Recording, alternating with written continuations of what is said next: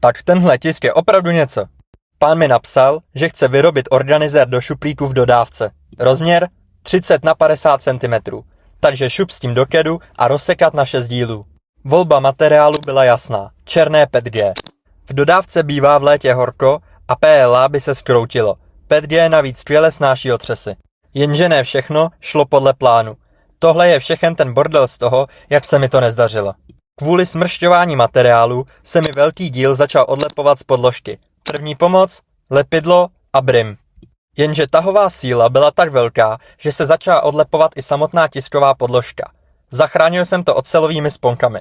Pokud tohle děláte, nezapomeňte z těch sponek sundat tyhle kovové nožičky. Jinak do nich tisková hlava narazí a máte po tiskárně. Aby toho nebylo málo, filament nebyl ideálně vysušený z výroby a nastavení tiskárny nebylo 100%. Výsledkem byly tyhle oštlivé vzduchové bublinky. Musel jsem si s tím fakt vyhrát. Nakonec se ale zadařilo a všechny díly šly z tiskárny dobře dolů. Takhle vypadá všech 6 dílů vedle sebe. Pevné, přesné a připravené do akce.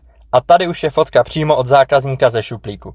Všechno krásně rozstřízené a na svém místě. Pro více videí mě nezapomeň sledovat.